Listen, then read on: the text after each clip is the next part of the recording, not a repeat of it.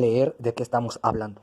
Eduardo Galeano afirmó que él hacía parte de la generación a la cual era imposible deshacerse de las cosas, aquellos que guardan los cubiertos desechables por si algún día hacen falta, que completan la vajilla con los vasos de mermelada o coleccionan cajas por si alguien tiene que mudarse. Todos tenemos en la familia a un representante de esta especie. Son aquellos que han declarado las crisis de los valores y las costumbres. Bueno, también vale decirlo, el mundo intelectual y académico afirmó que el sujeto estaba condenado y las verdades eran relativas, es decir, el siglo XX y el siglo XXI se definen por la angustia y el malestar de la incertidumbre. Este asunto de la crisis ha dado para todos los ámbitos y quizá el más popularizado es el de las crisis de la lectura, que para nada es nuevo, pero desde el siglo XIX los maestros anunciaban que la lectura estaba desapareciendo.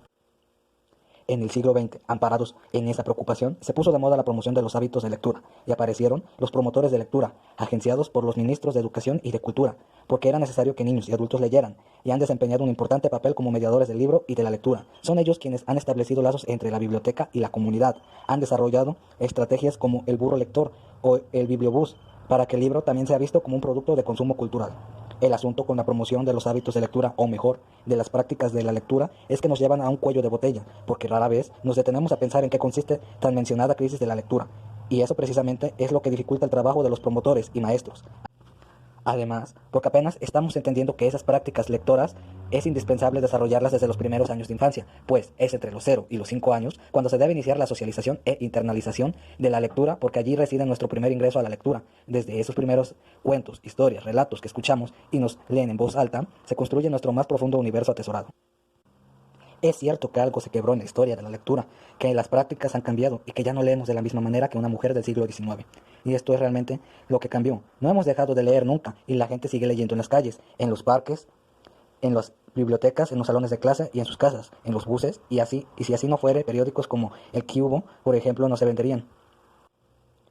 Entonces, la crisis es de un cierto orden de lectura. Los jóvenes siguen leyendo, pero son otras lecturas y otros modos de leer. La historia nos ha demostrado que la lectura cambia, se refunda y crea nuevos públicos lectores. Estamos de acuerdo en que leer es intrigarnos, provocarnos y encontrar los indicios que nos permitan construir sentido para poder hacer conjeturas sobre el mundo.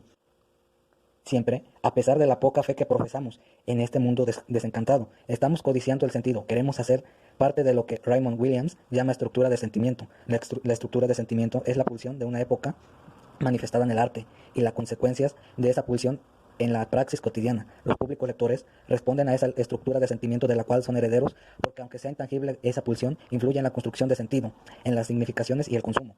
En este contexto, lo que debemos evaluar en cuál es la experiencia lectora de nuestra época, para que la lectura pueda ser validada y legitimada. Es decir, que la crisis de la lectura viene a ser entonces la dificultad que tenemos para encontrar una nueva significación social a las prácticas de la lectura. Graciela Montes afirma que es como si confluyesen, por un lado, un conjunto de ideas acerca de la lectura, bastante cristalizadas, resabio de las lecturas de sentimiento de un momento histórico anterior, y por el otro, un estado de ánimo, el correspondiente a la época, en el que la práctica de la lectura no termina de encontrar su sitio. Hay un desencaje, y el desencaje nos provocó desasosiego, y el desasosiego nos lleva a multiplicar los discursos que, cuando cristalizan, se convierten en trampas. Ya hemos dicho que la lectura cambia, se transforma. Entonces, ¿por qué seguir insistiendo en que la lectura sea la misma, si se lea de la misma manera y la posición del lector no se altere? La lectura siempre ha sido una llave para el pensamiento liberador o dogmático y domesticador. Sufre esa ambivalencia. Así el lector se debate entre el dogma y la libertad. Desde cualquier orilla, un leer es significativo, entraña sentidos diferentes. Esa imagen del lector embebido en el libro, extasiado en la letra y desconectado del mundo, que alcanzaba la libertad del espíritu, y el pensamiento es la imagen que nos acompaña, a la que nos acostumbramos y extrañamos. Para este lector la lectura tenía sentido, era parte indispensable de su vida, era respirar, era su mundo personal y lo convertía en un ser de universo autónomo. Eso es lo que extrañamos cada vez que decimos que la lectura está en crisis.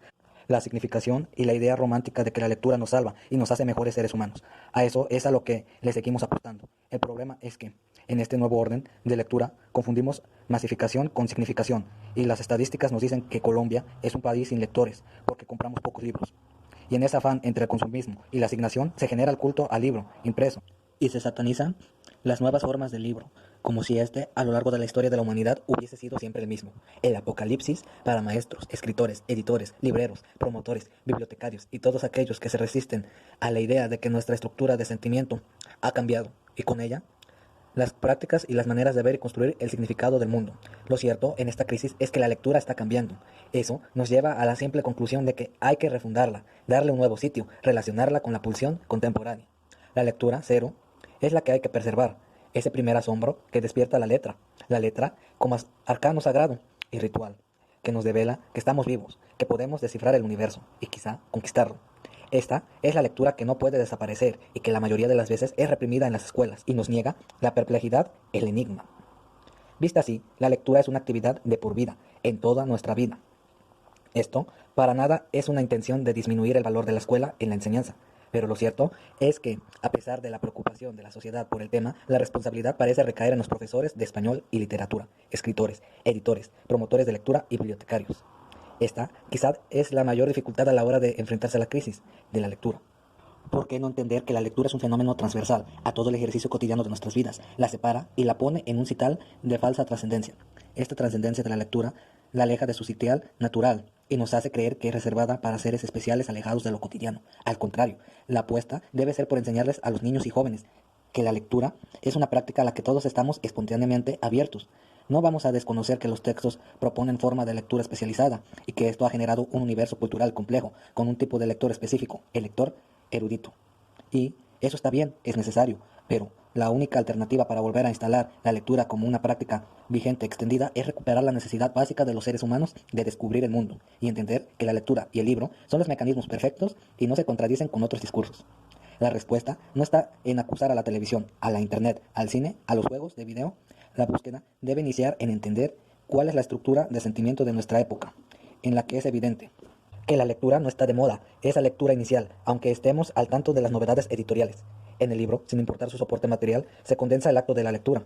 Por eso es tan importante su adquisición, porque son las transformaciones materiales del libro las que nos enfrentan a las nuevas formas de leer.